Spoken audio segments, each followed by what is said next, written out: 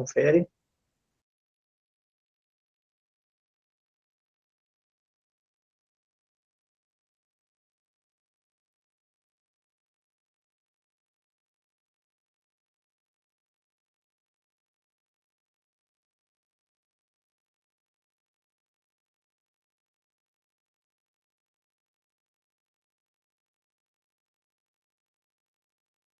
Equinodemos, Matheus, obrigado.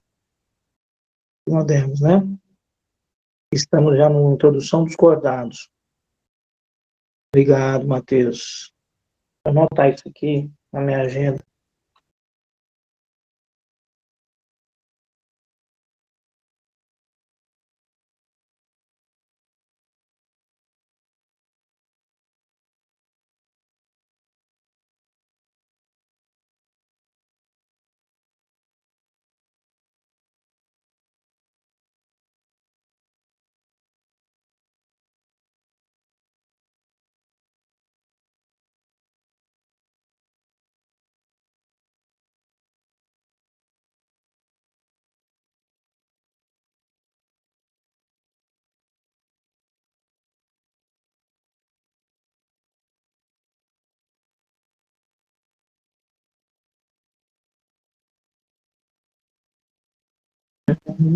Peraí, só um minutinho.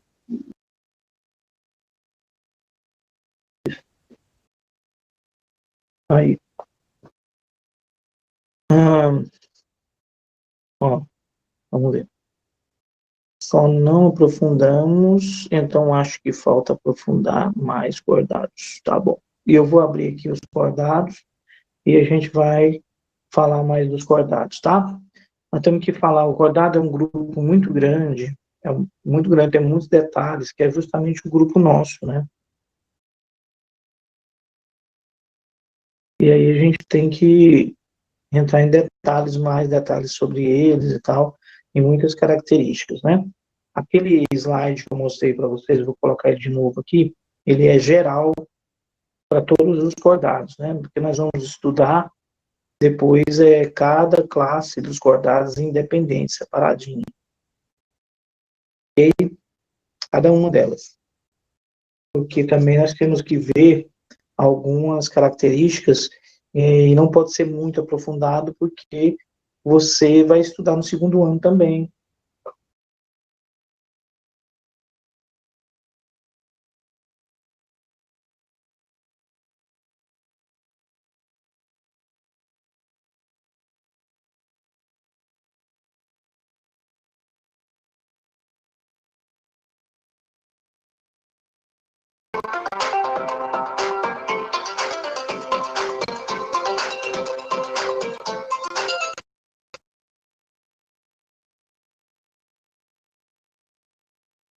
Vamos lá, eu estou com um telefone aqui.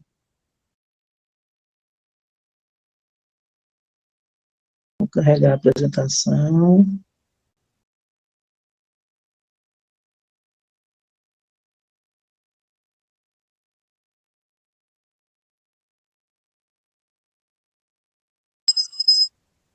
Alô?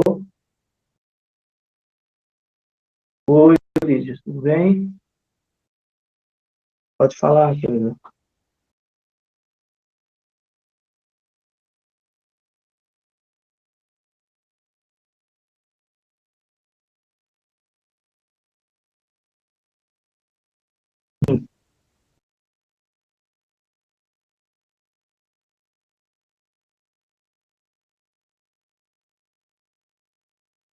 Uhum.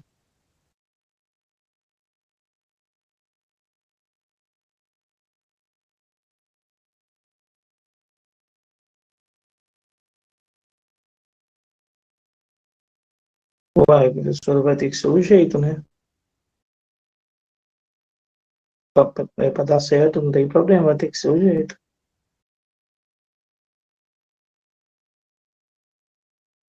Não, tá, pode ser, professora.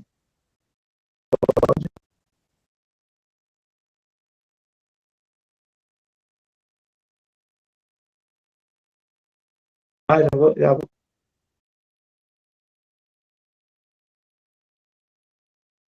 Hum. Hum,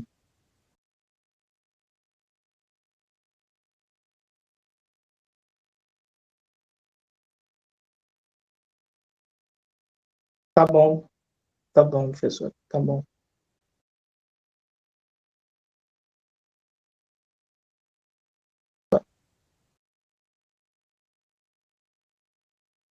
Tá, porque não tem outra opção não, né?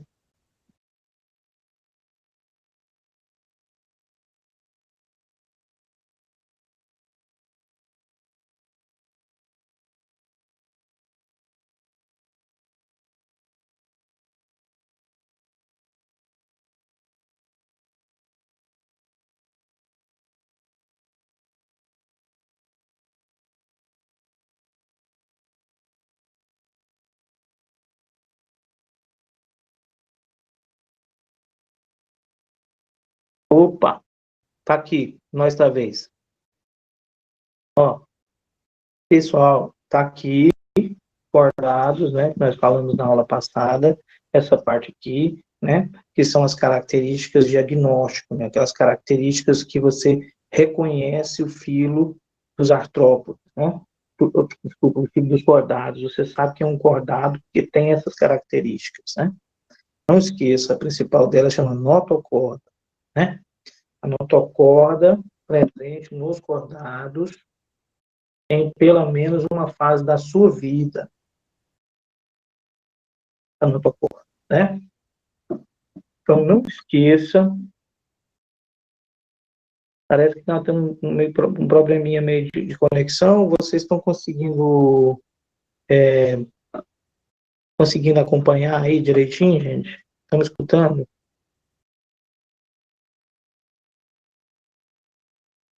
Beleza. Então, vamos lá. Tá? Então, notocorda, inclusive, é o que dá nome ao filo, que é o filo dos cordados, né? Mas, além disso, ainda tem essas fendas faringianas, que são as fendas branquiais da faringe, tubo nervoso dorsal, tá? E a cauda pós-anal. São características dos cordados.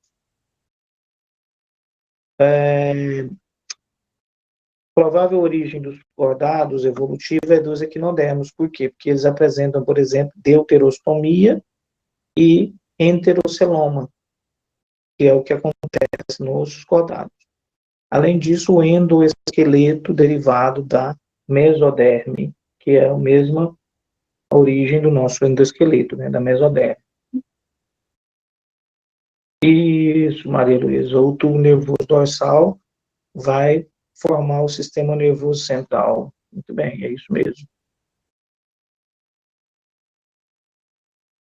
Vamos lá, seguir na vida. Né? Dentro dos cordados tem os protocordados, que são os cordados mais primitivos, e os eucordados, que são os vertebrados. Os protocordados são três subfilos, que a gente chama, hemicordado, urocordado e cefalocordado. Esse nome tem a ver com a localização da notocorda em cada um deles. Né? Hemi, na cordada, a notocorda fica na metade do corpo. Urocordada, a notocorda fica na cauda dele. Tá?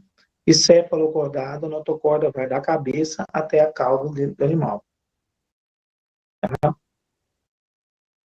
E, no caso, quem são eles, né? Então, vamos lá. Ó, o subfilo vertebrada, né? O vertebrada, né? Existe uma classe chamada de agnata ou ciclostomada, que não tem mandíbula, que seria a lampreia feiticeira, né? A boca é circular e não tem mandíbula. Já os gnatostomados são os peixes, anfíbios, répteis, aves e mamíferos, que são aqueles que têm mandíbula, né? Aí os gnatostomados, os peixes, são divididos em dois grupos, os peixes cartilaginosos e os peixes ósseos, tá? Um esqueleto cartilaginoso são chamados de condrites, é o caso do tubarão, por exemplo. E o esqueleto ósseo são os osteítes, que é o caso, por exemplo, da sardinha, da traíra, do salmão, e vai, né, com a maioria deles. E existem as superclasses tetrápoda, né, que têm quatro patas, que seriam os anfíbios, répteis, aves e mamíferos. Aí nós temos todos eles que nós veremos agora. Bom, aí nós temos um hemicordado, chamado balanoglosso, tá? Tem um corpo vermiforme e tem muitas fibras faringianas.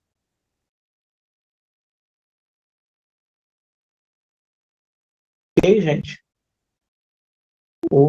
Tá falhando a voz, porque o meu computador está contando que o sistema de tá meio falho.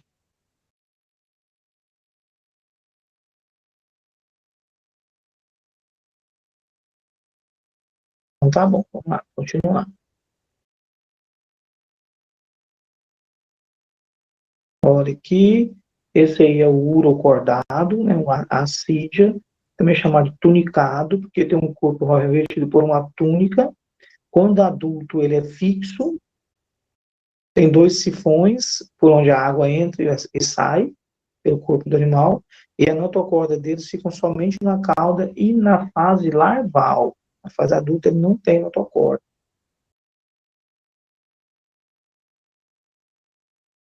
E no cefalocordado, a notocorda vai da cabeça até a cauda, né? Nós temos esse animalzinho aí, chamado de anfíoxo, tá?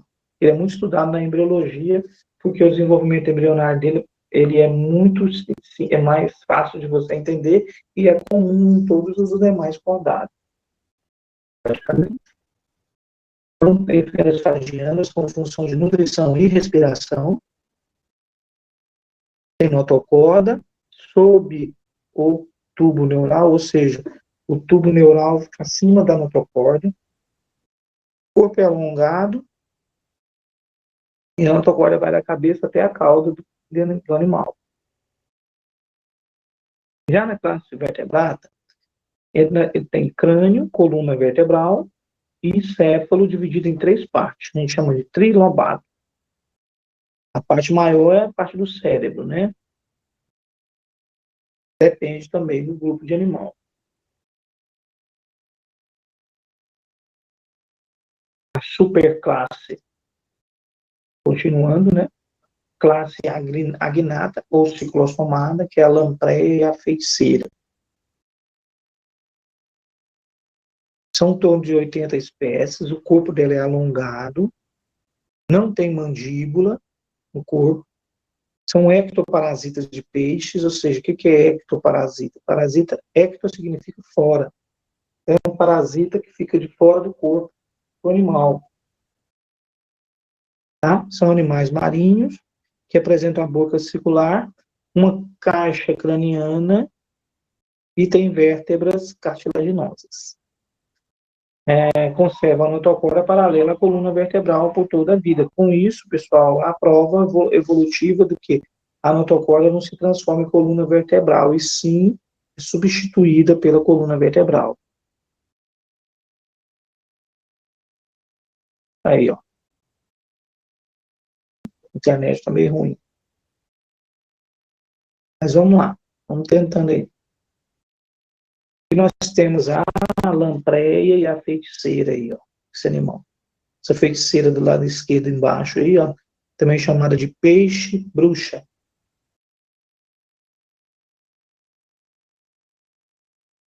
E aí nós estamos vendo aí ele parasitando um peixe.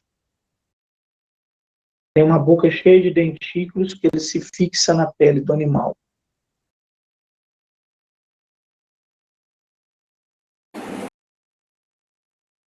Os peixes cartilaginosos.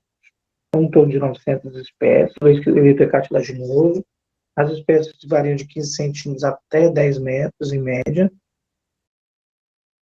São animais aquáticos, óbvio, né? São peixes, né? A grande maioria deles são marinhos. Os principais representantes são as arraias, os tubarões e as quimeras.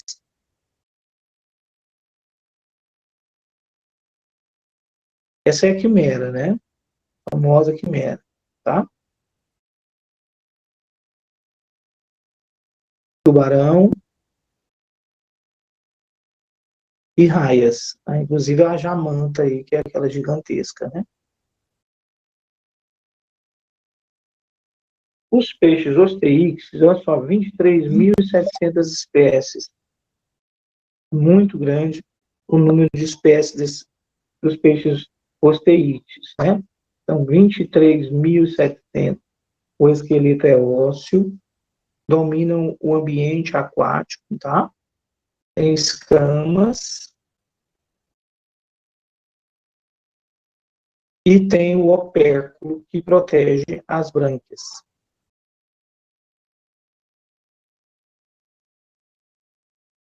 Um exemplo deles, né? Aí, mas os anfíbios são 4.800 espécies, aproximadamente, pele com grande quantidade de glândulas.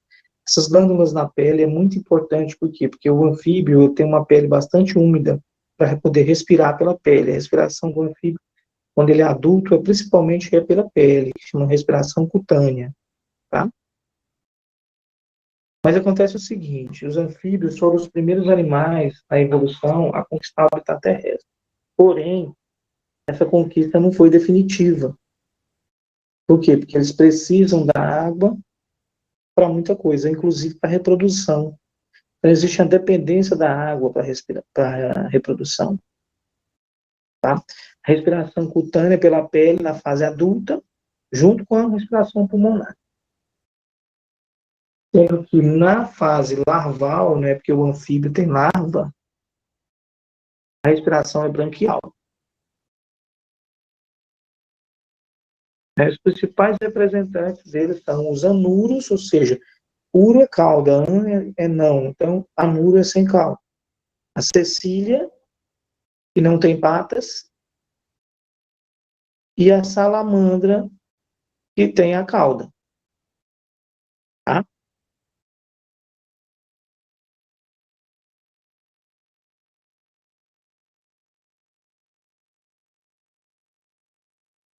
Vamos lá, consegui.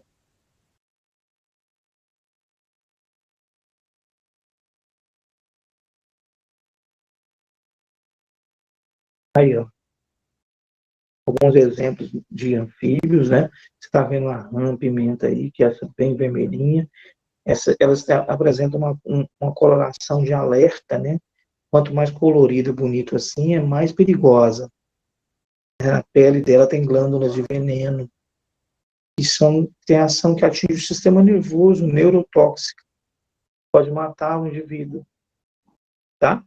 O sapo tem uma glândulazinha atrás dos olhos dele, que você consegue ver aí, ela está inchadinha, chama glândula paratoide, que secreta uma substância leitosa. Na hora que a pessoa encosta, aperta essa substância, essa glândula sai essa secreção. Então é uma forma de defesa do animal. O animal ele não joga o veneno voluntariamente nas pessoas ou em qualquer outro animal, não. É somente se ele for acometido por um ataque e o predador apertar essa glândula. Aí ele vai, essa agressão sai.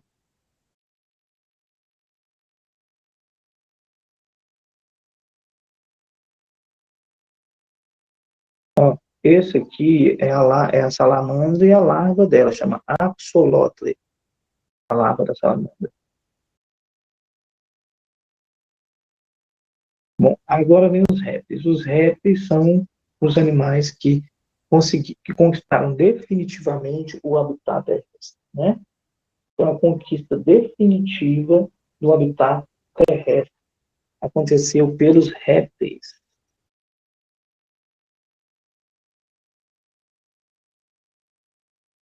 Tá? Por quê? Porque agora eles não precisam dar água para reprodução, ok? Tem pele coberta de escamas, tá? Tem a presença dos ovos agora, então põe ovos, a fecundação é interna, acontece dentro do animal e não tem nada. Os principais representantes são jacarés, lagartos e tartarugas.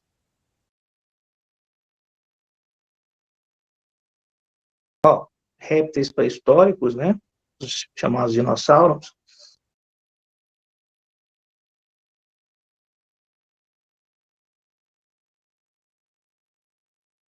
as serpentes, né?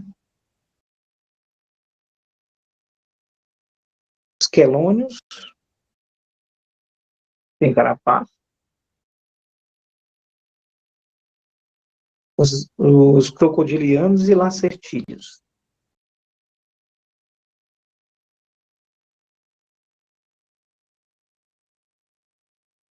Ok, meus queridos? Então, são ali, nós vimos os répteis. Agora nós vamos falar um pouquinho sobre as aves. Superclasse tetrápoda, né? São as aves, e depois vem os mamíferos, para terminar. Então, as aves são em torno de 9.650 espécies, são vertebrados também tetrápodes, porém, as, as partes anteriores das aves são chamadas de asas, né? Então, os chamados, as parte anterior, superior do corpo dela, de origem às asas. Isso é uma adaptação que eles tiveram ao voo, tá? E então, as aves são chamadas bípedes, né? Porque tem dois pés e tem as duas asas. O corpo é recoberto por penas e os membros anteriores transformados em asas. São animais ovíparos. A oviparidade deles foi muito importante porque também determina o animal uma possibilidade de voo mais eficiente, porque ele não precisa transportar o filhote com ele no voo, né? São animais endotérmicos, isso significa que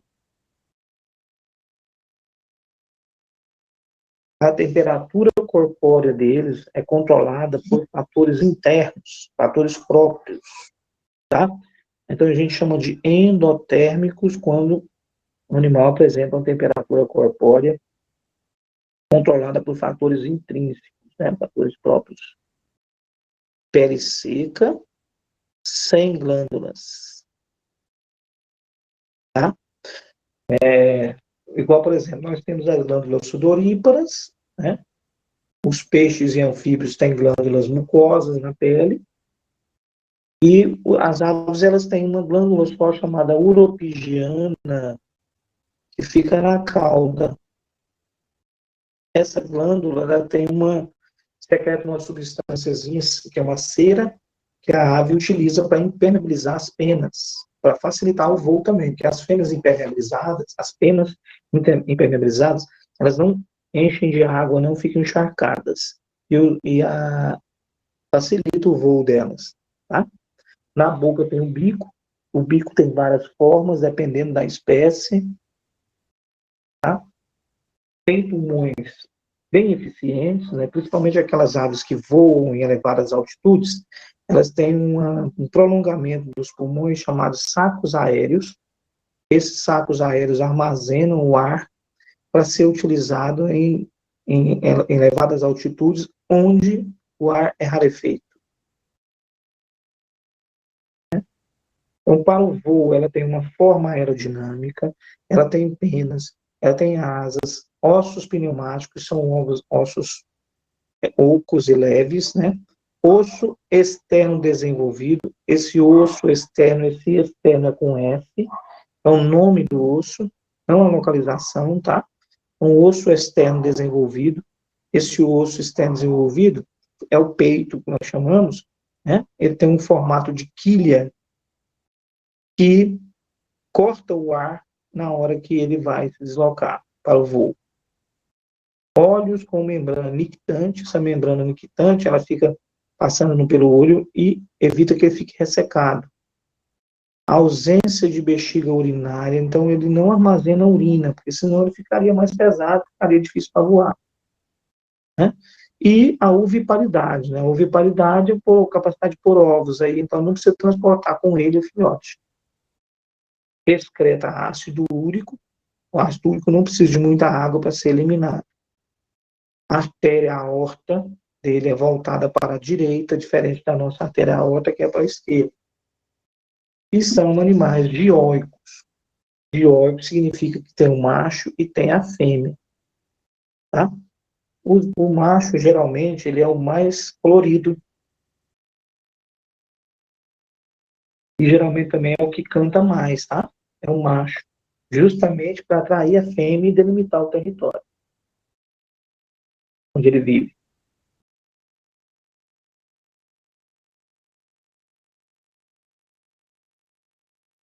E aí nós temos alguns exemplos de aves, né? Bonitas. Aqui embaixo nós temos um fóssil de uma ave, que é o Archaeopteryx. É uma prova evolutiva de que as aves teriam origem dos répteis, justamente porque o Archaeopteryx é uma ave pré-histórica, né? Que tem características de répteis ainda, como os ossos que não são ocos, tá? E dentes no bico. E tem características de répteis também.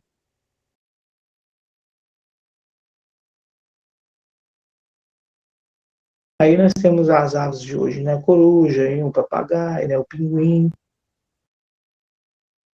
E vem então os mamíferos.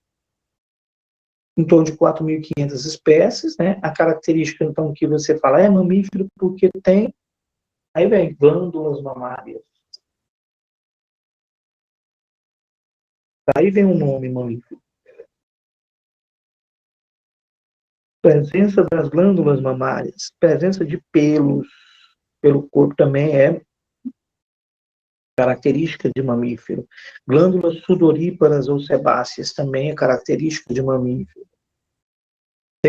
São animais endotérmicos, aí as aves também são. Porém, os mamíferos ainda têm uma outra característica que ajuda no controle da temperatura, que é essa hipoderme, né? Que é um tecido adiposo que vem logo abaixo da derme. Ajuda a manter a temperatura do seu corpo. Tem o diafragma, que é um músculo que separa o tórax do abdômen. Circulação completa, dupla, e o coração com 4 cavidades. São ureotérmicos, e significa que eles excretam a ureia. As aves excretam ácido úrico. Algumas espécies são ovíparas, são mais raras, né? O ornitorrinco e a equidna. São ovíparos, não tem placenta. Algumas são marsupiais, que têm a placenta incompleta e uma bolsa, por onde o animal vai terminar o seu desenvolvimento. É o caso do canguru, a coala, gambá, cuíca. E no caso dos placentários, que é a grande maioria, que são eutérios, é o homem, a baleia, peixe-boi, morcego, né? O cachorro, o macaco, vai por aí, tá? Então, são características dos mamíferos. E aí nós temos os mamíferos aí, a zebrinha, a girafa, o leão, ursos, né? As baleias, morcego. O morcego é o único mamífero que tem capacidade de voar, né? Tem. Os ornitorrinco e a equidna, quem nunca viu, né? São animais que vivem na Austrália, né? O ornitorrinco tem pico de ave, né? É o bico da ave, ok? E tem os pés parecidos também, e tem a capacidade de pôr ovos, como as aves. Só que eles têm glândula mamária. A equidna também é assim. Né? O canguru é um marsupial, né? Tem aquela bolsa.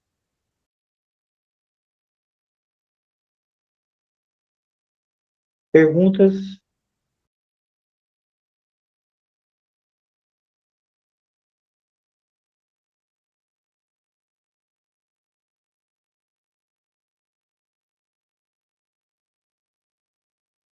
Tranquilo?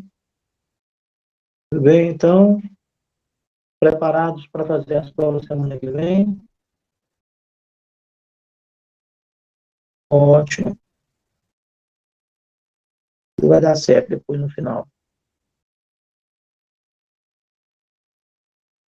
Se tem mais alguma dúvida, vocês ainda têm aí uns 3 minutinhos aí para perguntar. Tá? Na verdade, eu tô cansado também dessas aulas. Eu queria aula presencial, mais que tudo. Porque eu vou falar, viu? Vai rezando, pedindo para Deus para isso passar logo, para a gente voltar ao normal, né? Mas vamos ter força para vencer isso. Saudade de escrever no quadro, desenhar, vocês reclamar, não, professor, vocês estão escrevendo, você está escrevendo demais. Vocês levantarem a mão, oh, professor, explica de novo, não entendi. Tudo isso dá saudade, sabia?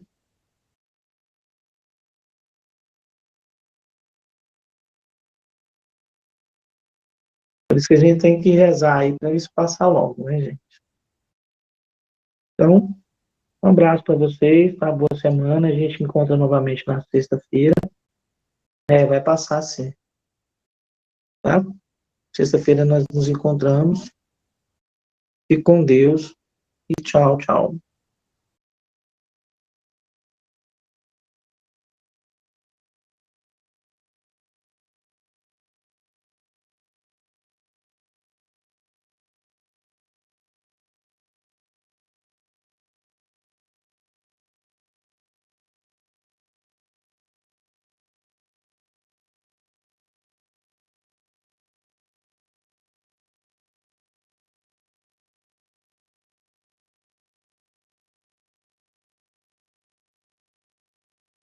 Acabei de assistir esse vídeo sobre regressão, falando para você fazer regressão sozinho em casa.